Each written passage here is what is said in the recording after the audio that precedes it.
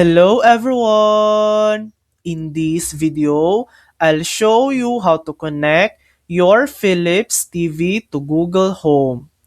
First, make sure your Philips TV and your phone are connected to the same Wi-Fi network. Next, open the Google Home app on your phone. At the bottom, tap Devices, then select Add a Device. Choose Works with Google Home, then use the search bar and type Philips. If your TV uses Philips Hue or Philips Smart Services, select it from the list.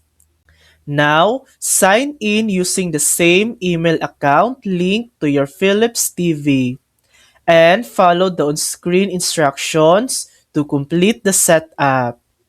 Once linked, your Philips TV will appear in Google Home, and you can control it using voice commands through Google Assistant.